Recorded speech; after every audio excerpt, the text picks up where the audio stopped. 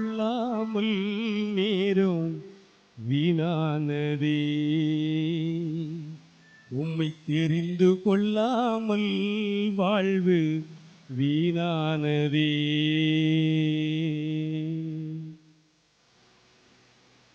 காலங்கள் கடந்து போனதே என் இயேசையா, உம்மை அறிந்து கொள்ளாமல் நேரம் வீணானதே. உம்மை தெரிந்து கொள்ளாமல் வாழ்வு வீணானதே. காலங்கள் கடந்து போனதே என் இயேசையா, உம்மை அறிந்து கொள்ளாமல் நேரம் வீணானதே. உம்மை தெரிந்து கொள்ளாமல் வாழ்வு வீணானதே. பரலோக ராஜனே, பார்போட்டும் தேவனே, பரலோக ராஜனே, பார்போட்டும் தேவனே, இனிமேலும் உம்மை விட மாட்டேன் இந்த பாவினான், இனிமேலும் உம்மை விட மாட்டேன், இனிமேலும் உம்மை விட மாட்டேன் இந்த பாவினான், இனிமேலும் உம்மை விட மாட்டேன். கைகளை தட்டி வாய்களை திறந்து இணைந்து பாடுவோம். கொஞ்சம் வாழ்வு கொஞ்சம் இல்ல, கைகளை தட்டி இணைந்து பாடுவோம்.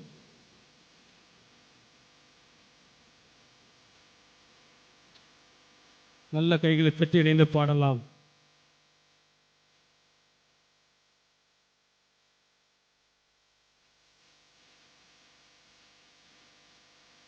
நான் செய்த பாவங்கள் கொஞ்சமல்லவே, நான் செய்த துரோகங்கள் கொஞ்சமல்லவே, நான் செய்த பாவங்கள் கொஞ்சமல்லவே, நான் செய்த துரோகங்கள் கொஞ்சமல்லவே. ஒப்பு கொடுத்தேன் உம்மிடத்திலே, கண்ணீர் வடித்தேன் நான் உம்மிடத்திலே. ஒப்பு கொடுத்தேன் உம்மிடத்திலே, கண்ணீர் வடித்தேன் நான் உம்மிடத்திலே. நீர் சிந்திய இரத்தத்தினால் தூய்மையாகினேன், நீ பட்ட காயங்களால் குணமாகினேன். நீர் சிந்திய இரத்தத்தினால் தூய்மையாகினேன், நீ பட்ட காயங்களால் குணமாகினேன். மன்னிக்கும் தேவனே, நீதி சொல்லும் ராஜனே, மன்னிக்கும் தேவனே, நீதி சொல்லும் ராஜனே, இனிமேலும் உம்மை விட மாட்டேன் இந்த பாவினான், இனிமேலும் உம்மை விட மாட்டேன். காலங்கள் கடந்து போனதே என் இயேசையா, உம்மை அறிந்து கொள்ளாமல் நேரம் வீணானதே. உம்மை தெரிந்து கொள்ளாமல் வாழ்வு வீணானதே. நல்ல கைகளை தட்டி இணைந்து பாடுவோம்.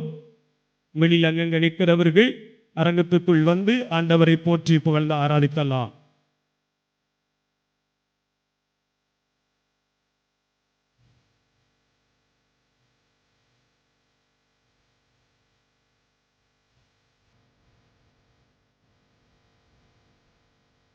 கர்த்தருக்கு மகிமை என்று நம்பி வந்தவரே, தேவன் வழி நல்லதென்று தேடி வந்தவரே. கர்த்தருக்கு மகிமை என்று நம்பி வந்தவரே, தேவன் வழி நல்லதென்று தேடி வந்தவரே. தாழ்ச்சியுடனே ஒப்பு கொடுத்தே, தாயவுடனே நீ தாழ் பணிந்தே. தாழ்ச்சியுடனே ஒப்பு கொடுத்தே, தயவுடனே நீ தாழ் பணிந்தேன். என்னால் கூட இருந்து காப்பவர் நீரே, தீராத தாகத்தை தீர்ப்பவர் நீரே. என்னால் கூட இருந்து காப்பவர் நீரே, தீராத தாகத்தை தீர்ப்பவர் நீரே. சீயோனின் ராஜனே என்னாலும் பாடுவேன், சீயோனின் ராஜனை என்னாலும் பாடுவே, இனிமேலும் உம்மை விட மாட்டே. இந்த பாவினா இனிமேல் உம்மை விட மாட்டே. காலங்கள் கடந்து போனதே என் இயேசையா, உம்மை அறிந்து கொள்ளாமல் நேரம் வீணானதே. உம்மை தெரிந்து கொள்ளாமல் வாழ்வு வீணானதே. ஹல்லேலூயா. சத்தமா சொல்லுங்க ஹல்லேலூயா. உற்சாகமா சொல்லுங்க ஹல்லேலூயா. இயேசு வாழ்க. எல்லாம் நல்லா சாப்பிட்டீங்களா? சாப்பிட்டாச்சா? சரி, சந்தோஷம். அன்பானவர்களே, இந்த நாட்களிலே ஆண்டவர் நம்மை பாவ சாபங்களிலிருந்து எல்லாவற்றையும் நம்மை மாற்றி அவருடைய பிள்ளையாக அவர் நம்மை அபிஷேகித்து எல்லாவற்றுக்கும் மேலாக அவருடைய வரங்களும் கொடைகளையும் தந்து அவர் நம்மை அலங்கரித்து கொண்டு வருகிறார். அல்லேலூயா. எதற்காக இந்த அபிஷேகம், எதற்காக இதெல்லாம் ஆண்டவர் நமக்கு செய்கிறார் என்று சொன்னால், நாம் ஏதாவது ஒரு விதத்திலே ஆண்டவருக்கு பயன்படணும். அல்லேலூயா. சத்தமா சொல்லுங்க ஹல்லேலூயா. ஹல்லேலூயா. இயேசு வாழ்க, மரியே வாழ்க. ஏதாவது ஒரு விதத்தில் ஆண்டவருக்கு என்ன செய்யணும்? பயன்படணும். அப்போ ஆண்டவருடைய வார்த்தையை நாம் மக்கள் மத்தியிலே கொண்டு போக வேண்டும். ஏன்னா நம்முடைய திருச்சபை சொல்லுகிறது, ஞானஸ்தானம் பெற்ற ஒவ்வொருவரும் நற்செய்தி அறிவிக்க கடமைப்பட்டவர்களாக இருக்கிறார்கள். அல்லேலூயா. சத்தமா சொல்லுங்க ஹல்லேலூயா. திருமுழுக்கு பெற்ற ஒவ்வொருவரும் நற்செய்தி அறிவிக்க கடனாளியாக கடமைப்பட்டவர்களாக நாம் இருக்கிறோம். அன்பானவர்களே, ஊழியங்களிலே பல்வேறுபட்ட ஊழியங்கள் இருக்கிறது. அதில் நாம் என்ன செய்யணும், எதை செய்யணும், எப்படி செய்யணும், அதுதான் இந்த வேளையிலே நாம் ஆண்டவரிடத்தில் கேட்டு பெற்றுக்கொள்ள போகிறோம். அல்லேலூயா. பைபிளிலே ஒரு சிறுமி உண்டு. நாம் பைபிள் வச்சிருக்கவங்க வாசிக்கலாம். 2 அரசர்கள் புஸ்தகம், அதில் 5ஆம் அதிகாரத்துக்கு வாருங்கள். அங்கே ஒரு சிறுமி, நாடு கடத்தப்பட்ட ஒரு சிறுமி. அந்த பிள்ளை ஒரு வேளை பார்ப்பதற்கு அழகாக இருந்திருக்கலாம், துரு என்று சொல்லி அந்த குழந்தை வந்திருக்கலாம். அதை பார்த்தவர்கள் அந்த பிள்ளையை கடத்தி கொண்டு போய் அவர்கள் நாட்களில் அந்த இடத்திலே கொண்டு போய் வேலைக்கு வைத்திருக்கிறார்கள். அப்பொழுது நாமானுடைய வீட்டிலே அந்த பெண், அந்த சின்ன குழந்தை வேலை செய்து கொண்டிருக்கிறார். அவருடைய மனைவிக்கு பணிவிடை செய்து கொண்டிருக்கிறார். நாமானுக்கு உடல் முழுவதுமாக தொழுநோய் வந்துவிட்டது. அந்த தொழுநோயின் நிமித்தமாக அந்த மனிதன் மிகுந்த கஷ்டப்பட்டு கொண்டிருக்கிறான். அப்பொழுது அங்கே இருக்கக்கூடிய சிறுமி என்ன சொல்லுகிறார் பாருங்கள். இந்த வசனத்தை நான் வாசிக்கலாம். 2 அரசர்கள் புஸ்தகம் 5ஆம் அதிகாரம், அதில் நீங்கள் 3 இருந்து வாசியுங்கள். அவள் தன் தலைவியை நோக்கி, என் தலைவர்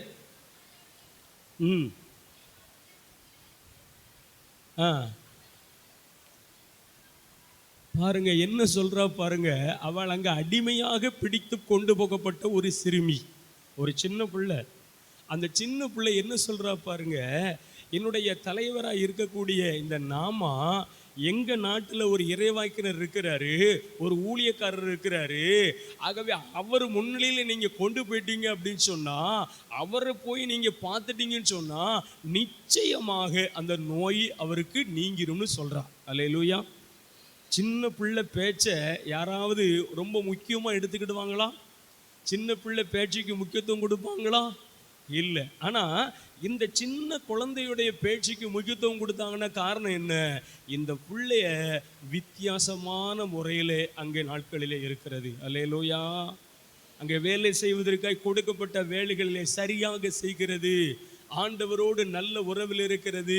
இந்த பிள்ளை மற்ற பிள்ளைகளுடைய வித்தியாசமாக இருக்கிறது. ஆகவே இந்த தலைவிக்கு இந்த பிள்ளையை ரொம்ப பிடித்திருக்கிறது. ஏனென்று சொன்னால் அந்த குழந்தை உண்மை பேசுகிற குழந்தையாக இருந்தது. அல்லேலூயா. அந்த பிள்ளையிடத்துல பேசின ஏதோ ஒரு வித்தியாசம் இருக்கிறது. அந்த தலைவி கவனிக்கிறாங்க. அந்த பிள்ளையுடைய செயல்பாடுகளில் வித்தியாசம் இருக்குது. அவங்க பார்க்குறாங்க. மற்ற பிள்ளைகள் மாதிரி இல்லையே, இந்த பிள்ளை ரொம்ப வித்தியாசமாக இருக்குதுன்னு சொல்லி அதை ஒவ்வொரு நாளும் அந்த தாய் பார்த்தது நிமித்தமாக இந்த பிள்ளை சொல்லுது, அதனால் நம்ம என்ன செய்யலாம், அனுப்பலாம்னு சொல்லி அவர்கள் முடிவெடுத்து பாருங்க, அந்த மிகப்பெரிய அந்த நோயில் இருந்து அந்த மனிதன் விடுதலை பெறுவதற்கு அந்த ஊழியத்தை நாட்கள் இந்த அருமையான இந்த குழந்தை செய்கிறது. கைகளை தட்டி ஆண்டவருக்கு நன்றி சொல்லுங்க. அருமையான சகோதர சகோதரிகளே, அங்கே போன இடத்துல நமக்கு நல்ல சாப்பாடு கிடைக்குது, நம்மளை நல்லா வச்சிருக்கிறாங்க, நமக்கு தேவையான உடை கிடைக்குது, நமக்கு தேவையான சுகபோகங்கள்லாம் அங்கே இருக்குதுன்னு சொல்லி அதை நினைத்து கொண்டு அந்த பெண் அங்கே இருக்கல. அந்த இடத்துல அவள் பெற்றுக்கொண்ட மீட்பை, அவள் பார்த்த அந்த ஆசீர்வாதத்தை, அவளுக்குள்ள இருந்த அந்த இறைவனை குறித்து அந்த மனிதன் செய்த காரியங்கள், அந்த ஊழியக்காரனை பார்த்தது நிமித்தமாக அதே நாட்களிலே அறிவித்து அந்த ஆன்மாவை மீட்டா. ஹல்லேலூயா, சத்தமா சொல்லுங்க ஹல்லேலூயா. அன்பானவர்களே, நாம் செய்கிற ஒரு சின்ன ஒரு ஊழியம் இதுதான். நம்மளால இந்த ஊழியத்தை செய்ய முடியும். நீங்க மைக்கு பிடிச்சிக்கிட்டு தெரு தெருவா ஊர் ஊரா போய் கத்தி நீங்க பிரசங்கம் பண்ணுங்க அப்படின்னு சொல்லல. ஆண்டவர் அப்படி உங்களை அழைச்சாருன்னா நிச்சயமா என்ன செய்யணும், பேசித்தான் ஆகணும். ஹல்லேலூயா, சத்தமா சொல்லுங்க ஹல்லேலூயா. சிலருக்கு அந்த வாய்ப்பை கொடுப்பார், சிலருக்கு அந்த கிருபையை கொடுப்பார், சிலருக்கு அந்த ஆசீர்வாதத்தை ஆண்டவர் கொடுப்பார்.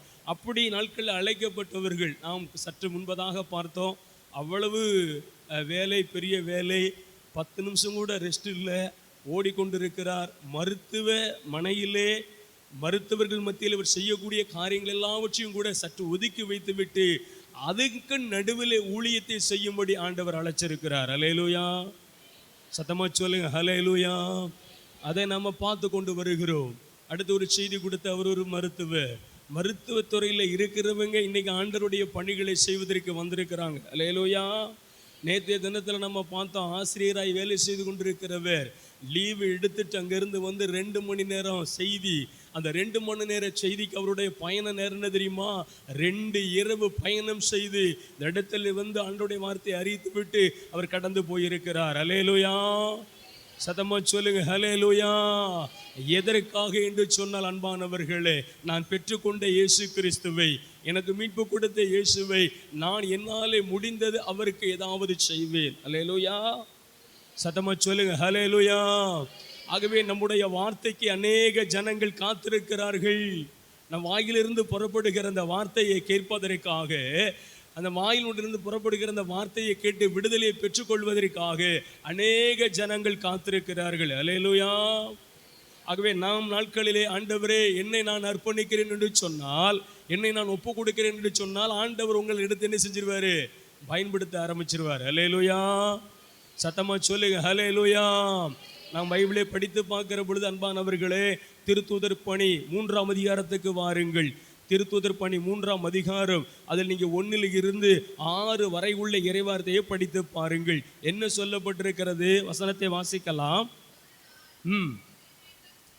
இறை வேண்டல் செய்கிற நேரமாகிய பிற்பகல் 3 மணிக்கு பேதுருவும் யோவானும் கோவிலுக்கு சென்ற. நல்லா கவனிங்க, 2 ஊழியர்கள், அவங்க மதியம் ஜெபிக்கிறவர்களாக இருக்கிறாங்க, அவங்க வாழ்க்கையில ஜெபம் இருக்கிறது. ஆகவே மதிய நேரம் அது இரக்கத்தின் நேரம் என்று சொல்லி அந்த நேரத்தை அவர்கள் நாட்களிலே ஜெபிப்பதற்காக ஆலயத்திலே சென்று ஆண்டவரை ஆராதிப்பதற்காக நாம் இன்னும் அதிகமாய் ஜெபிக்க வேண்டும், இன்னும் அதிகமாய் ஊழியம் செய்ய வேண்டும் என்று சொல்லி ஜெபத்துக்காக அவர்கள் போகிறார்கள். ஹல்லேலூயா, சத்தமா சொல்லுங்க ஹல்லேலூயா. அருமையான ஆண்டவருடைய பிள்ளைகளே, ஆண்டவர் நமக்கு மீட்பை, ரட்சிப்பை இலவசமாய் தந்தது உண்மைதான். எவ்வளவு பெரிய ஊழியங்களை செய்தாலும் ஜெபம் இல்லை என்று சொன்னால் ஆட்களில் நாம் எழும்பி பிரகாசிக்க முடியாது. ஆகவே நம்முடைய வாழ்க்கையில என்ன செய்தாலும் ஜெபித்து நாட்களில் ஆரம்பிக்க வேண்டும். எந்த ஊழியத்தை செய்தாலும் நம்ம ஜெபத்தில் நாட்களில் இதை தொடங்க வேண்டும் என்று சொல்லி நமக்கெல்லாம் ஒரு முன்னோடியாக அவ்வளவு ஊழியத்தின் நிமித்தத்தில் நடுவில் கூட மதிய நேரத்தில் அவர்கள் ஜெபிப்பதற்கு ஒரு நேரத்தை ஒதுக்கி அவர்கள் ஜெபிக்கிறார்கள். ஹல்லேலூயா. அப்படி ஜெபிக்க போகிற பொழுது என்ன நடக்கிறது, வசனத்தை வாசிக்கலாம். அப்போது பிறவியிலே கால் ஊனமுற்றிருந்த ஒருவரை சிலர் சுமந்து கொண்டு வருவார்கள். கோவிலுக்குள் செல்வரிடத்தில் பிச்சை கேட்பதற்காக அவர் நாள்தோறும் கோவிலின் அழகு வாயிலின் இடத்தில் அவரை கொண்டு வைப்பாங்க. நல்லா கவனிங்க, இந்த ஆலயம் இருக்கிறது, ஆலயம் எல்லா இடங்கள்லையும் ஒரு பெயர் வாங்கின ஆலயமாக இருக்கிறது. அந்த ஆலயத்துக்கு வருகிற மக்கள் அவருக்கு தருமம் செய்வார்கள் சொல்லி அங்கே இருக்கக்கூடிய சில நண்பர்கள் அல்லது அவருக்கு அறிமுகமானவர்களாக இருக்கலாம், அவரை தூக்கி கொண்டு வந்து நடக்க முடியாதவர், பிறவியில் இருந்து நடக்க முடியாமல் இருக்கிற அந்த மனிதனை அவர்கள் சிவில் சுமந்து கொண்டு வந்து அந்த கோயின் வாசலிலே கொண்டு போய் வைத்து விட்டு போய்விடுவார்கள். அந்த கோயிலுக்கு செல்வரிடத்தில் அவர் தருமம் கேட்பது, பிச்சை எடுத்து அதில் கிடைக்கிற காசை வைத்து தனக்குள்ள ஆகாரத்தை, தனக்குள்ள உணவை அந்த மனித நாட்களிலே அதை வாங்கி உண்டு கொண்டு இருக்கிறான். இதுதான் அந்த மனிதனுடைய நிலை. இதற்காக அவர் ஒவ்வொரு நாளும் அந்த கோயில் முன்பதாக கொண்டு வந்து வைக்கிறார்கள். அந்த கோவில் முன்பதாக வைத்து அந்த கோயிலுக்கு வருகிற மக்களுடைய உதவி நிமித்தமாக இந்த மனிதன் உயிர் வாழ்ந்து கொண்டிருக்கிறான். அல்லேலூயா. இதுதான் அவருடைய நிலை. இந்த இடத்துக்கு இந்த பேதுருவும் என்ன செய்யறாரு, யோவானு கடந்து என்ன செய்றாங்க, அங்க வர்றாங்க. அங்க வருகிற பொழுது என்ன நடக்கிறது வாசிங்க. அவர் கோவிலுக்குள் சென்று கொண்டிருந்த பேதுருவையும் யோவானையும் கண்டு அவர் என்ன கேட்கிற, வழக்கமா கையை நீட்டிட்டார். கோயிலுக்குள்ள போறவங்கள பார்த்து கையை நீட்டுவாங்கல்ல, அந்த மாதிரி இந்த ஆளு முடிவு பண்ணிட்டாரு. இவங்க உடல்லாம் ரொம்ப நல்லா வச்சிருக்கிறாங்க, நல்லா ட்ரெஸ் பண்ணியிருக்கிறாங்க, அதனால இவங்கள்ட்ட நிறைய பணம் இருக்கலாம், தேவைக்கு மிகுதி அதாவது தந்துருவாங்கன்னு சொல்லி நினைத்துட்டு வழக்கம் போல கையை என்ன செஞ்சிட்டாரு, நீட்டிட்டாரு. இப்போ இந்த ஊழியக்காரங்க அவங்களுடைய நிலை என்ன, அவங்கள் நாட்களில் பார்ப்பதற்கு வெள்ளி தோட்டத்திலே மிகுந்த செல்வந்தர்களை போல இருக்கலாம், ஆனால் பையில் என்ன கிடையாது, காசு கிடையாது, கையில் காசு கிடையாது. அவங்க பார்க்குறாங்க, அவங்க என்ன சொல்கிறாங்க பாருங்க, அவங்க இந்த வார்த்தையை சொல்கிறாங்க, என்னிடத்துல வெள்ளியோ பொண்ணோ ஒன்றும் இல்லை, நீ நினைக்கிற மாதிரி வெள்ளி காசை நான் கொடுக்கவோ பொற்காசை கொடுக்கவோ அவ்வளவு பெரிய செல்வந்தர்கள் நாங்கள் இல்லை, ஆனால் ஒன்றே ஒன்று இருக்கிறது, இந்த வெள்ளியை விட பொன்னை விட மேலான ஒன்று இருக்கிறது. அது என்ன என்று சொன்னால் இயேசு என்ற நாமம். கைகளை தட்டி ஆண்டவருடைய நாமத்தை மையப்படுத்துவோம். நர்மையான சகோதர சகோதரிகள் என்ன சொல்றாரு பாருங்க, என்னிடத்துல ஒன்றே ஒன்று இருக்கிறது, இயேசு என்ற நாமத்தை இருக்கிறது, அந்த இயேசுவி நாமத்திலே நீ எழுந்து நட என்று சொன்னார்கள். அல்லேலூயா. அவன் வித்தியாசமா பார்க்கறான். வந்தவங்க எல்லாம் காசு கொடுத்துட்டு போனாங்க, வந்தவங்க எல்லாம் ஒருவேளை சாப்பாடு கொடுத்துட்டு போனாங்க, இந்த மனுஷங்க வித்தியாசமா சொல்றாங்களே, அவன் எழும்புறதுக்கு கொஞ்சம் யோசிக்கிறான். ஆனால் என்ன நடக்கிறது, அங்கே முன்னாலே போய் அவர்கள் என்ன பண்ணுறாங்க, அவன் கைகளை பற்றி பிடித்து தூக்கி விடுகிறார்கள். அல்லேலூயா. சத்தமாக சொல்லுங்க அல்லேலூயா.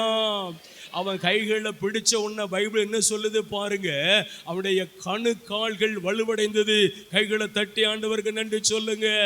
வலுவளந்திருந்த அந்த கால், சக்தி இல்லாமல் இருந்த அந்த கால், பலன் இல்லாமல் இருந்த கால், இந்த பேதுருவ யோவான் அவனை சந்தித்து இயேசுவின் பெயரால் எழுந்து நட என்று சொல்லி தன் பரிசுத்த கரத்தை அவன் மேலே வைத்து அவனை தூக்க ஆரம்பித்தவுடன் அவனுடைய கால்கள் நாட்களில் செயல்பட ஆரம்பித்தது. ஹல்லேலூயா. சத்தமா சொல்லுங்க ஹல்லேலூயா. செயல்படாமல் இருந்த கால் செயல்பட ஆரம்பித்தது.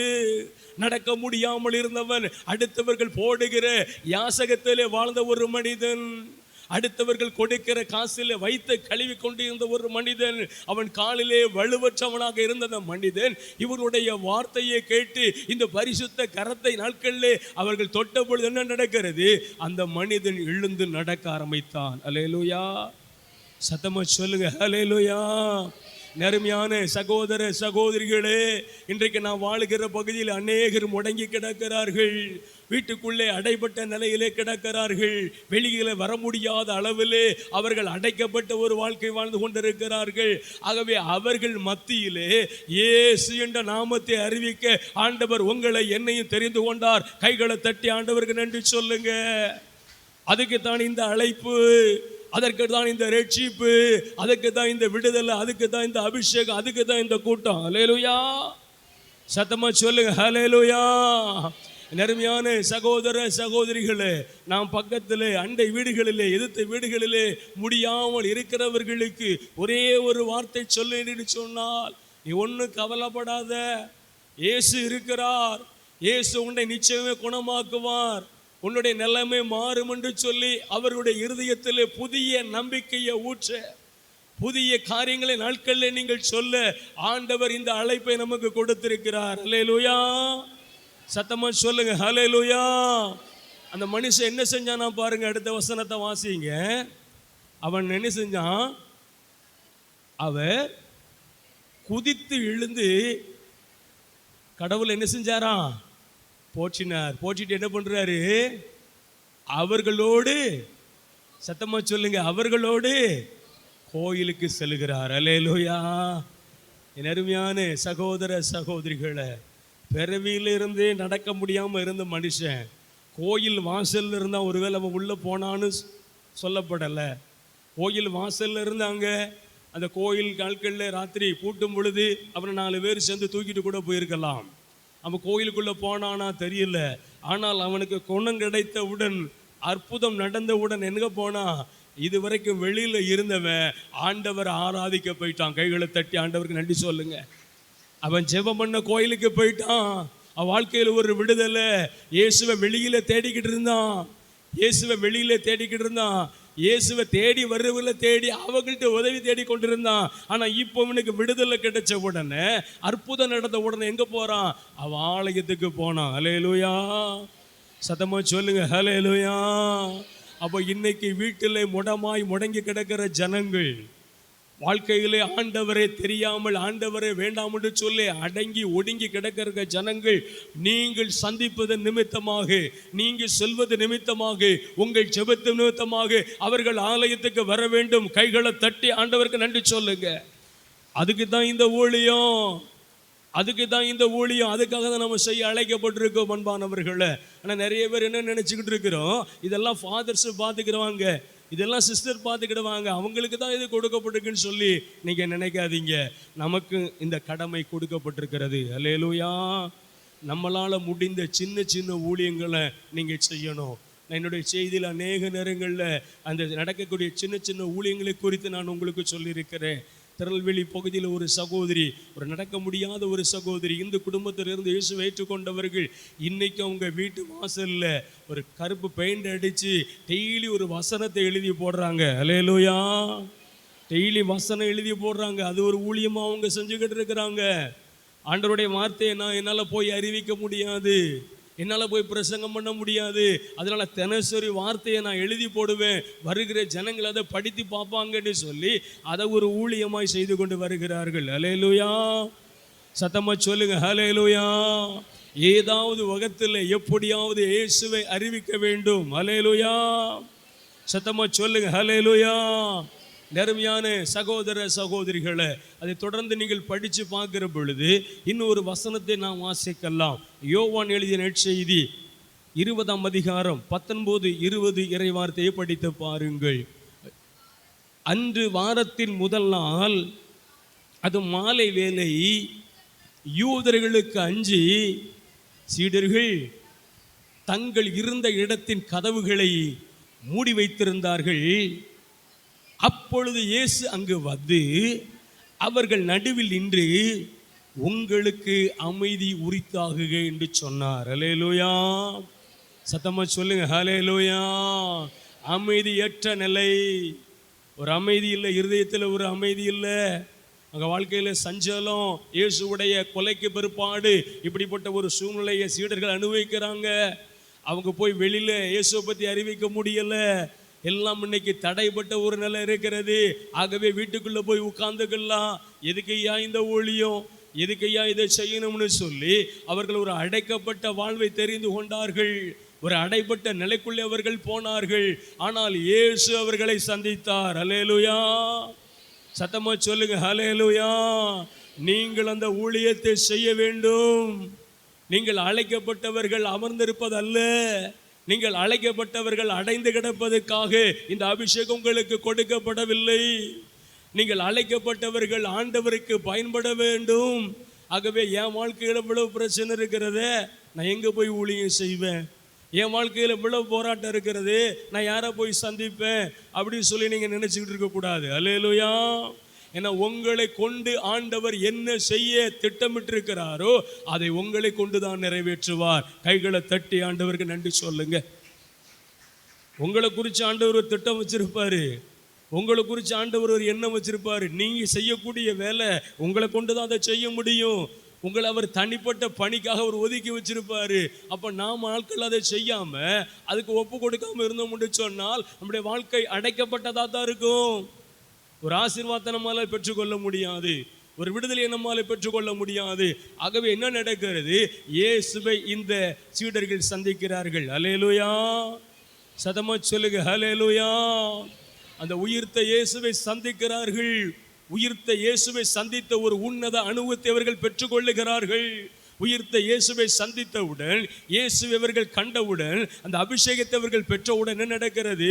எந்த மனுஷனுக்கு பயந்தாங்களோ, எந்த குடும்பத்துக்கு பயந்தாங்களோ, எந்த நபருக்கு அவங்க பயந்தாங்களோ, அவர்களுக்கு முன்பதாய் துணிகரமாக போய் நின்று இயேசுவை அறிவிக்கிற பணியை அவர்கள் செய்தார்கள். கைகளை தட்டி ஆண்டவருக்கு நன்றி சொல்லுங்க. அந்த பணிகளை அவர்கள் செய்தார்கள். அருமையான சகோதர சகோதரிகளே, நம்முடைய நிலைமையே நினச்சிக்கிட்டு யோசிச்சுக்கிட்டே இருக்கக்கூடாது. இதெல்லாம் சரியாகிட்டோம் அப்புறம் பார்ப்போம். எனக்கு தெரிந்த ஒரு சகோதரன் உண்டு. அவர் நான் பல முறை ஊழியத்துக்கு அழைப்பேன். ஏன்னா ஊழியத்துடைய அந்த கிருபைகள்லாம் பெற்றவர், நல்லா ஜெபிக்கிற ஒரு மனிதர். ஆனால் வெளியில் வாங்கன்னு சொன்னால் வெளியில் வர மாட்டார். அவர் கோயிலில் தான் இருந்தார். திருமணமே செய்யாமல் ஒரு கோயிலில் அவர் தங்கி இருந்தார். அந்த கோயிலில் வழிபாடு நடத்துவார். மக்களை சந்திக்க கூப்பிட்டா எனக்கு இன்னும் அனுமதி வரலன்னு சொல்லுவார். ஆகவே அவருக்கு பல முறை அவரை அழைத்தாலும் கூட அவர் ஒரு நாள் வந்ததில்லை. ஒரு நாள் அவருக்கு ஒரு வியாதி வந்தது. ஏறத்தாழ ஒரு 3-4 மாதத்துக்குள்ளே அந்த மனிதன் மறிக்கிற ஒரு சூழ்நிலை உருவாகிற பொழுது அவரை சந்தித்து நான் சொல்லும் பொழுது அவர் இப்படியே சொன்னார், பிரதர், ஆண்டவர் உங்களை கொண்டு வந்து பல முறை இடத்துல சொன்னார், நீ வெளியில் வான்னு சொல்லி கூப்பிட்டாரு, ஊழியத்துக்கு வான்னு சொல்லி கூப்பிட்டாரு. ஆனால் நான் எனக்கு அழைப்பு வரட்டும்னு சொல்லிக்கிட்டே தட்டிக்கிட்டு இருந்தேன். இப்போ எனக்கு அழைப்பு வந்திருக்கிறது. என்ன அழைப்பு? மரண அழைப்பு எனக்கு வந்துட்டு போகிறதுன்னு சொல்லி அவர் கடைசியாய் கைகளை பற்றி பிடித்து அவர் கதறி அழுது நாட்களில் ஆண்டவருடைய சமூகத்தில் போய் சேர்ந்து விட்டார். ஹல்லேலூயா, சத்தமாக சொல்லுங்க ஹல்லேலூயா. ஆனால் எனக்கு அழைப்பு வரல, எனக்கு கிருபை வரல, எனக்கு அந்த ஆசீர்வாதம் வரல, எனக்கு அது வந்தால் தான் போவேன், இது வந்தால் தான் போவேன்னு சொல்லி நீங்கள் இன்னும் காலம் தாழ்த்தி கொண்டே இருந்தீங்கன்னு சொன்னால் ஆண்டவருடைய வசனம் சொல்லுது, நீங்கள் பேசலைன்னா கல் பேசும்னு சொல்கிறார். ஹல்லேலூயா, சத்தமாக சொல்லுங்க ஹல்லேலூயா. நம்ம பேசுவதற்கு அழைக்கப்பட்டிருக்கிறோம். ஆண்டவருக்கு சான்று பகர அழைக்கப்பட்டிருக்கிறோம். இயேசுவுடைய வார்த்தையை அறிவிக்க அழைக்கப்பட்டிருக்கிறோம். ஹல்லேலூயா, சத்தமா சொல்லுங்க ஹல்லேலூயா. அந்த ஆத்துமம் பாரம் நமக்குள்ள வரணும். நான் ஜெபிக்கிற பொழுது கண்ணீர் வராமல் ஒரு நாள் ஜெபித்ததே இல்லை. காரணம் என்ன? அந்த ஆத்தும பாரத்தை தேவன் தந்தார். அழிந்து போய் இருக்கிற ஆத்துமாக்கள் இன்னைக்கு தெய்வத்தை படைச்சவரை விட்டுட்டு படைப்புகளை தேடிக்கொண்டிருக்கிற ஜனங்கள், அதெல்லாம் நம்ம இன்னைக்கு பார்க்குறோம். அன்பானவர்களே, அவர்கள் மத்தியிலே அவருக்காய் ஜெபிக்கிற பொழுது, என் சொந்த ஜனங்கள் விடுதலையாக்கப்படணும் சொல்லி ஜெபிக்கிற பொழுது நம்முடைய கண்களில் இருந்து கண்ணீர் தாரதாராயாய் புறப்பட்டு வருகிறது. ஹல்லேலூயா, அது ஆத்தும பாரம் வருகிறது. இதே ஆத்தும பாரம் இயேசுவுக்குள்ளே இருந்தது. ஹல்லேலூயா. நம்ம பைபிளை படித்து பாருங்க. யோவான் எழுதிய நற்செய்தி 4ஆம் அதிகாரத்துக்கு வாருங்கள். அங்கே என்ன சொல்லப்பட்டிருக்கிறது? யோவான் எழுதிய நற்செய்தி 4ஆம் அதிகாரத்துக்கு வருகிற பொழுது இயேசு எங்கே வருகிறார்? வசனத்தை வாசிக்கலாம். யோவான் 4ஆம் அதிகாரம் 1வது வசனத்தை வாசியுங்கள். ம் ம் ம் ம் கலிலேயாவுக்கு சென்றார். ஆனால் ம் ம் நல்ல கவனிங்க. கலிலேயா என்ற ஊருக்கு சமாரியா என்ற ஊர் வழியாக தான் போகணும். வாசிங்க. ம் ம் ம் ம் ம் ம் ம் ம் ம்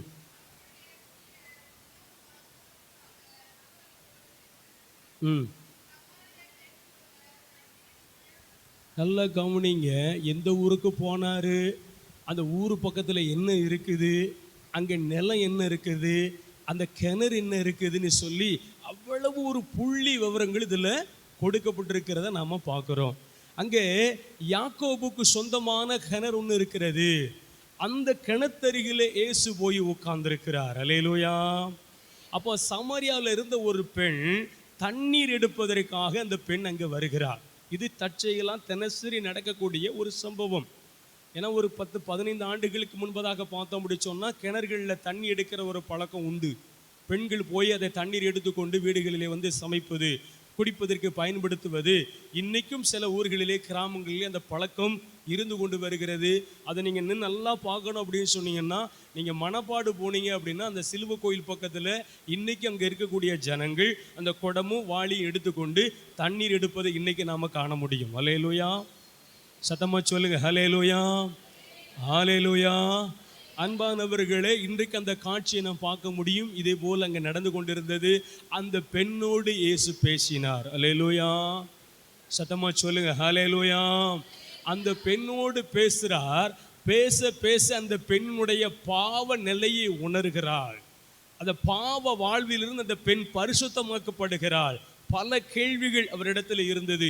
நேரம் இல்லாதபடினாலே அதை நான் சீக்கிரமாய் முடிக்க விரும்புகிறேன். பல கேள்விகள், குறிப்பாக 5 கேள்விகள் இயேசுவிடத்தில் அந்த பெண் கேட்கிறாள்.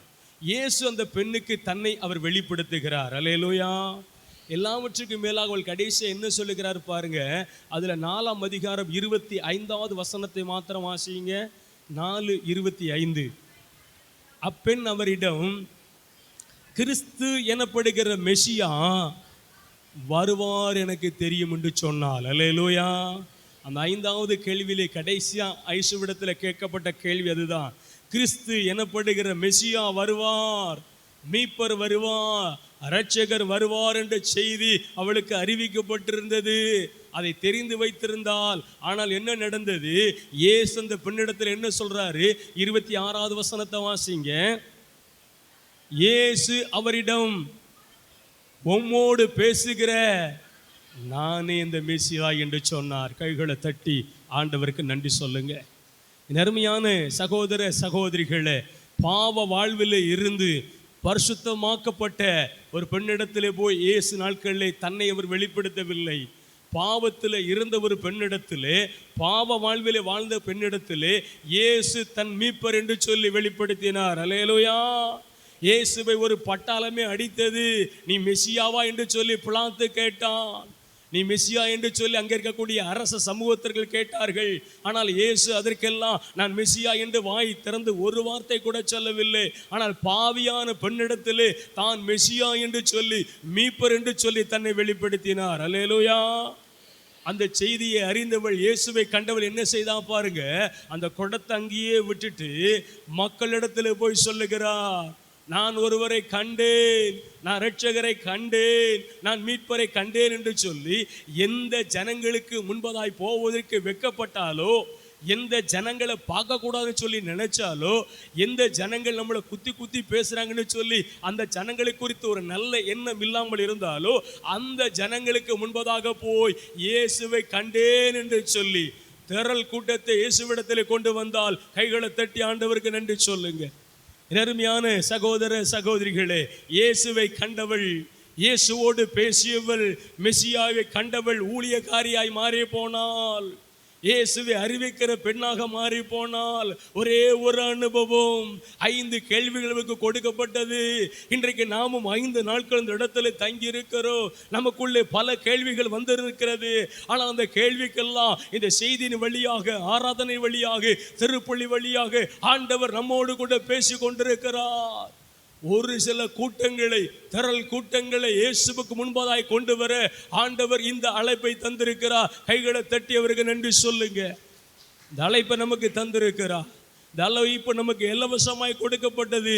என் அன்புக்குரியவர்களே, அவளுடைய வார்த்தையை கேட்டு அங்கிருந்து அத்தனை பேரும் புறப்பட்டு இயேசுவுக்கு முன்பதாய் வந்து நின்றார்கள். அல்லேலூயா. இதுதான் ஊழியம்.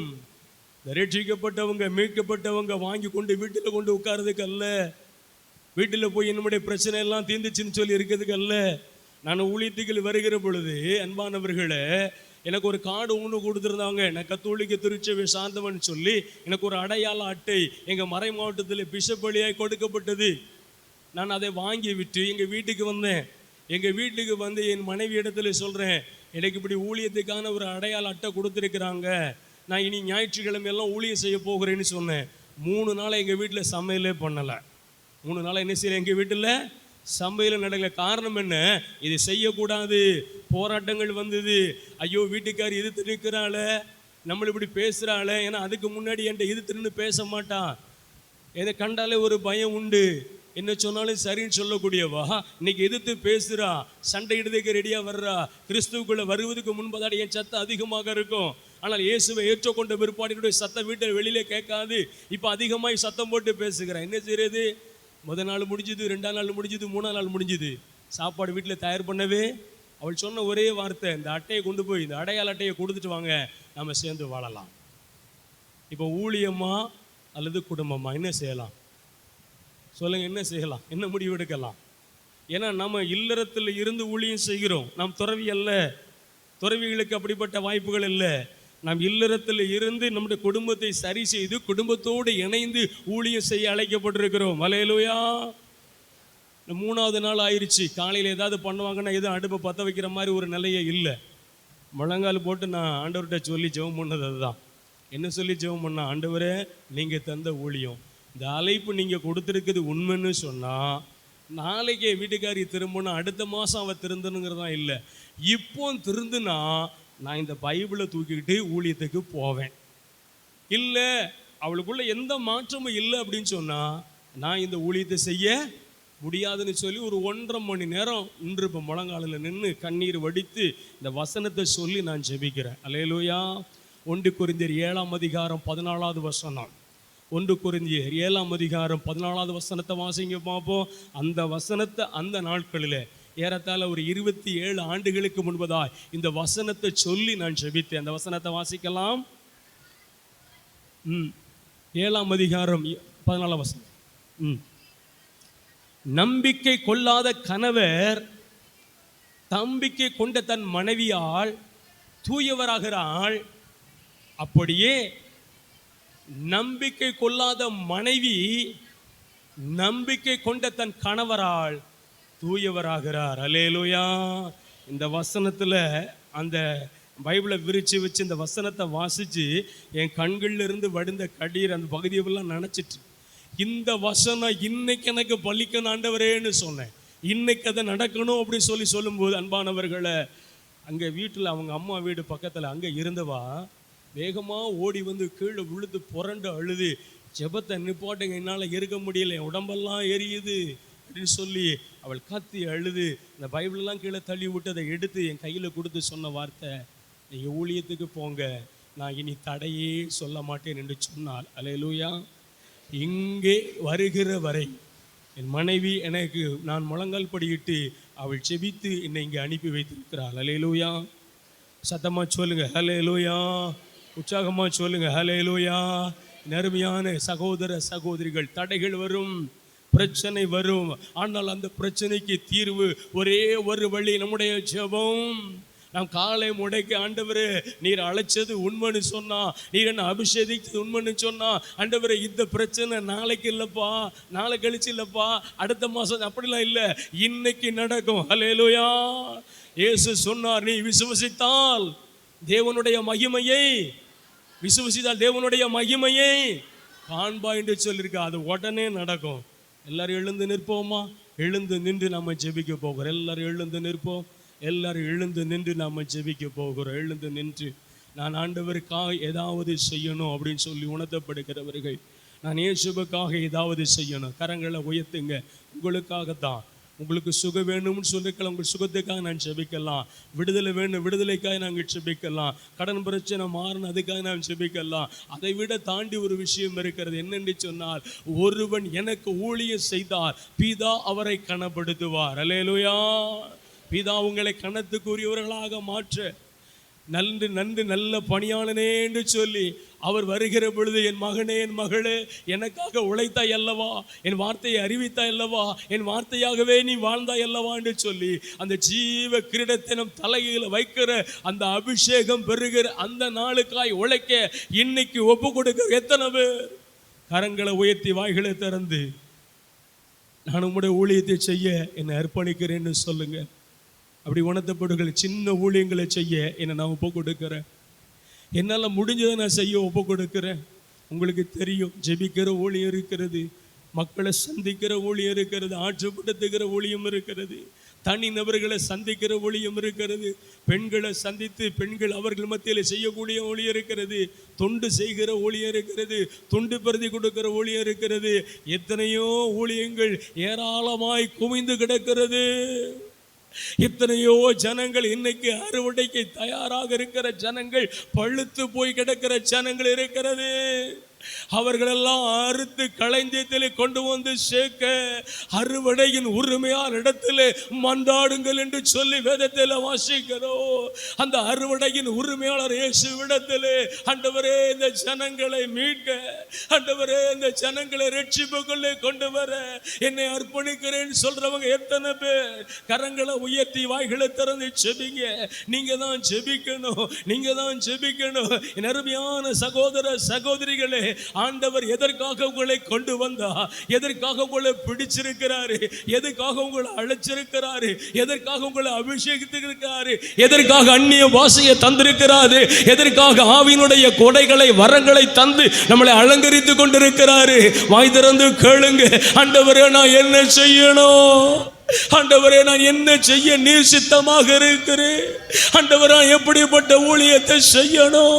ஆண்டவரே என்ன செய்ய விரும்புகிறீர்? ஆண்டவரே, ஆண்டவரே உடைய இருதயத்தினுடைய விருப்பங்களை, ஆண்டவரே உடைய இருதயத்துடைய சிந்தனைகளை, ஆண்டவரே உன் இதயத்துடைய துடிப்புகளை அறிந்து கொள்ளுகிற பாக்கியத்தை தாரும், அறிந்து கொள்ளுகிற பாக்கியத்தை தாரும். ஏனென்று சொன்னால் வேதம் சொல்லுகிறது, இயேசுவை குறித்து ஒருவரும் தெரியாதபடி, மரித்து போகாதபடி மூலை முடுக்கெல்லாம் இயேசுவுடைய வார்த்தை அறிவிக்கப்பட வேண்டும். அந்த அறிவிக்கப்படுகிற ஊழியத்துக்கு ஆண்டவர் உங்களை இணைப்பாளனாய் வைத்திருக்கிறார். உங்களை அவர் அழைச்சு கொண்டு வந்திருக்கிறார். வாய்களை திறந்து சொல்லுங்க. இந்த ராஜ்யத்தின் சுவிசேஷம் அறிவிக்கப்பட, இந்த செய்தி அறிவிக்கப்பட, இந்த நற்செய்தி அறிவிக்கப்பட என்னால் முடிஞ்ச கரையத்தை கொடுக்க நான் ஒப்பு கொடுக்கிறேன். என்னால் முடிஞ்ச கரையத்தை ஒப்பு கொடுக்கிறேன் சொல்லி வாய்களை திறந்து இன்னும் கொஞ்சம் சத்தமா ஜெபிக்கலாமே, இன்னும் கொஞ்சம் சத்தமா ஜெபிக்கலாமே. வாய்களை திறந்து கேளுங்க. நான் என்ன ஆண்டவரே செய்யணும், என்ன செய்யணும்? இந்த சுவிசேஷ பாரம், இந்த சுவிசேஷ பாரம் நம்மை அழுத்தி கொண்டிருக்கிறது, நம்மை அழுத்தி கொண்டிருக்கிறது. அவர் சொன்னா, யாரை நான் அனுப்புவேன்? இந்த ஊழியத்துக்காக யாரு போவா? இந்த ஊழியத்துக்காக யாரு போவா? இந்த ஊழியத்துக்காக யாரு போவா என்ற குரல் கேட்ட பொழுது ஏசாயா தீர்க்கதரிசி சொன்னா, அடியேனை அனுப்பும் ஆண்டவரே என்று சொல்லி அவர் புறப்பட்டு வந்தா, அவர் புறப்பட்டு வந்தா. அவரை தொடர்ந்து அநேக இறைவாக்கினர்கள், அநேக புனிதர்கள் நம் மத்தியிலே வந்து ஆண்டுடைய வார்த்தையை அறிவித்து அவருடைய முற்பிதாக்களை இயேசுவின் நாமத்தாலே அவர்கள் விடுதலையாக்கி அநேக ஆலயங்களை கட்டி அநேக மக்களை கிறிஸ்துவுக்குள்ளே கொண்டு வந்தார்கள். அந்த இணைப்பிலே ஆண்டவர் உங்களை என்னை அழைச்சு கொண்டு வந்திருக்கிறார். அவர்கள் விட்டு போன ஊழியங்களை, அவர் செய்ய முடியாமல் விட்டு போன ஊழியங்களை செய்யும்படி புதிய தலைமுறைக்கு இயேசுவை அறிவிக்க இயேசுவுடைய பங்காளியாக அவர் நம்மளை அழைத்திருக்கிறார். வாய்களை திறந்து சொல்லுங்கள், வாய்களை திறந்து சொல்லுங்கள, வாய்களை திறந்து சொல்லுங்கள. இந்த ராஜ்யம் சுவிசேஷம் பரவ, ஆண்டவரே இந்த சுவிசேஷம் அறிவிக்கப்பட, இந்த பைபிளுடைய வார்த்தை போதிக்கப்பட என்னை அர்ப்பணிக்கிறேன்னு சொல்லுங்க, என்னை அர்ப்பணிக்கிறேன்னு சொல்லுங்க. சுவிசேஷ பாரம் ஒன்றே என் சுமையாக மாற வேண்டும். சுவிசேஷ பாரம் ஒன்றே என் சுமையாக மாற வேண்டும். என் தேச எல்லை எங்கும் உம் நாமம் சொல்ல வேண்டும். சொல்லுங்க. என் தேச எல்லை எல்லாரும் உன்னாமம் சொல்ல வேண்டும். கரங்களை உயர்த்தி ஆராதனை ஆராதனை ஆராதனை ஆராதனை ஆராதனை ஆராதனை ஆராதனை ஆராதனை அன்பர் இயேசு சொல்லுங்க. ஆவியான் தேவனுக்கு அன்பர் இயேசு ஆவியான தேவனுக்கு உந்தன் ஏக்க விருப்பமல்லா என் இதய துடிப்பாக மாற்றும். உந்தன் ஏக்க எல்லாரும் சொல்லுங்களே. என் இதய துடிப்பாக மாற்றும் என் ஜீவ நாட்கள் எல்லா ஜெப வீரன் என்று எழுதும். என் ஜீவ எல்லாரும் சேர்ந்து சொல்லுவோம். ஜெப வீர என்று எழுதும். ஆராதனை ஆராதனை ஆராதனை ஆராதனை அன்பர் இயேசு ராஜனுக்கு ஆவியான அன்பர் இயேசு ராஜனு ஆவியான. கண்களை மூடுவோம், ஜெபம் செய்வோம். எங்கள் அன்பான இயேசு சுவாமி, இதோ ஒரு சிறுமியை கொண்டு ஆண்டவரே நாமானுடைய வீட்டில் ஒரு அற்புதத்தை செய்ய, ஆண்டவரே ஒரு ஊழியத்தை செய்ய ஒரு சிறுமியை நீர் பயன்படுத்தினீர் என்று நாங்கள் வாசிக்கிறோம்.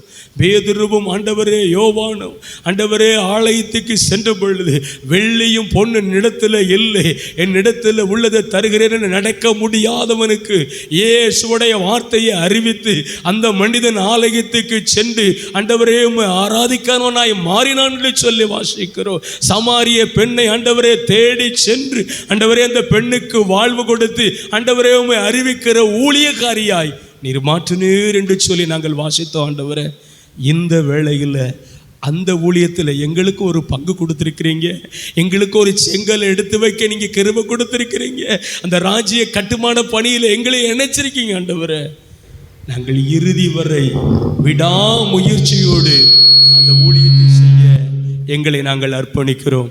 துதி கன மகிமை எல்லாம் உமக்கு செலுத்துகிறோம். இயேசுவின் நாமத்தில் செபிக்கிறோம் ஜெபங்களும் ஜீவனுள்ள நல்ல பிதாவே. அப்படி அமர்ந்து கொள்வோம்.